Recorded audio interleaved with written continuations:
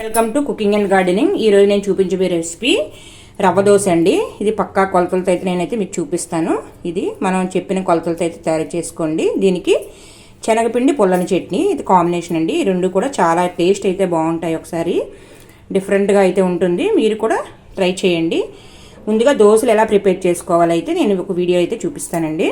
రవ్వ దోశ తయారు చేసుకోవడానికి ముందుగా 1 కప్పు వరిపిండి అయితే వేసుకోవాలి. అదే కప్పుతోటి 1/2 కప్పు మైదా అయితే వేసుకోవాలి. 1/2 కప్పు గోధుమ రవ్వ అయితే వేసుకోవాలండి. ఇవన్నీ బాగా కలిపిన తర్వాత ఇందులోకి వాటర్ అయితే వేసుకున్న తర్వాత ఇందులోకి 1 స్పూన్ అయితే జీలకర్ర, రుచికి సరిపడా ఉప్పు అయితే వేసుకోవాలి. అందులోకి 2 పచ్చిమిర్చి అయితే చిన్న ముక్కలుగా అయితే కట్ చేసుకొని వేసుకోవాలి.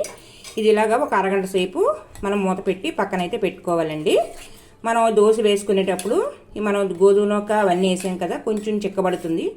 అప్పుడు మనం వాటర్ పడుతుందో లేదో చూసుకొని దాన్ని బట్టి మనం వేసుకోవాలి.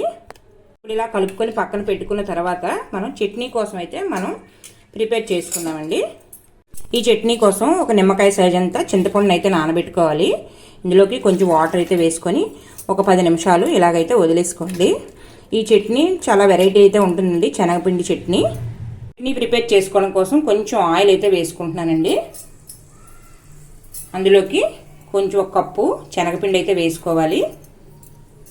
పిండిని వేసుకున్న వెంటనే స్టవ్ సిమ్లో పెట్టుకొని కొంచెం ఎండుమిరపకాయలు, కొంచెం పోపు అయితే వేసుకోవాలి.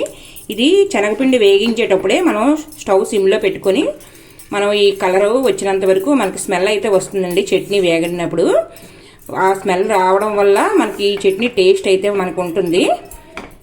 ఇలా సిమ్లో పెట్టుకొని అయితే వేయించుకోవాలి, ఉండలు లేకుండా మనం ఇలా కలుపుతూ ఉండాలి, లేకపోతే అడుగున మాడిపోతుందండి. ఇందులోకి కొంచెం కరివేపాకు అయితే కూడా వేసుకోవాలి.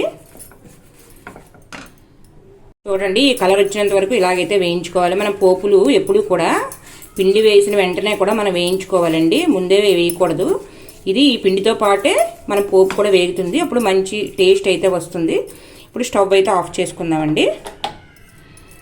చింతపండు అయితే నానబెట్టుకున్నాం కదా, అది మనం ఇలా పులుసు అయితే తీసుకొని ఇందులోకి అయితే వేసుకోవాలి.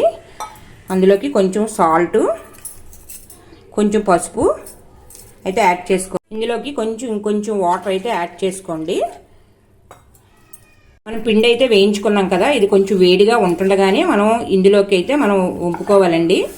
ఇది చల్లారిపోయిన తర్వాత మనకి దాని టేస్ట్ అయితే బాగోదండి. కొంచెం వేడిగా ఉన్నప్పుడే దీన్ని ఇలాగా వేసుకోవాలి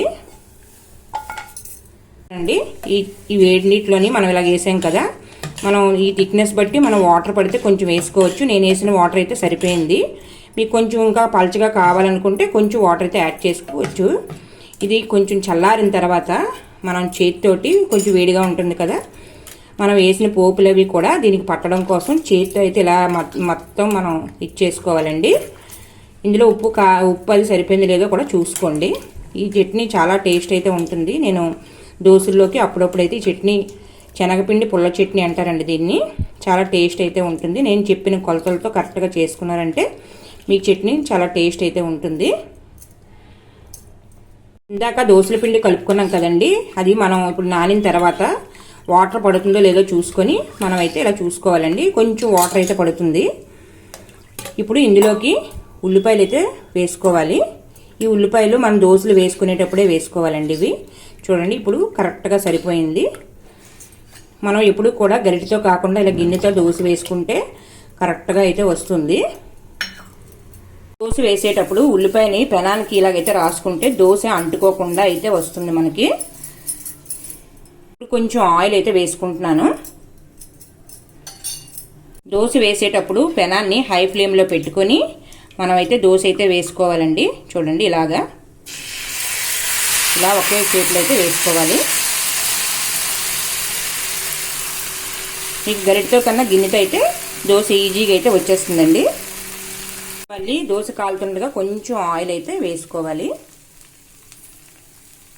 దోశ ఒక పక్క కాలిన తర్వాత మరో పక్క అయితే తీసుకోవాలి. మనం దోశలు వేసుకునే ఎప్పుడు కూడా ఇలాంటి వెడల్పాటి అట్ల పక్కాడైతే మనకైతే ఉంటే దోశ బాగా వస్తుందండి.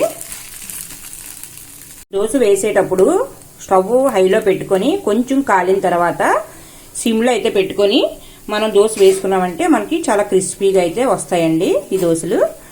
ఈ వీడియో కనుక నచ్చినట్లయితే లైక్ చేయండి, షేర్ చేయండి, సబ్స్క్రైబ్ మటుకు చేసుకోండి.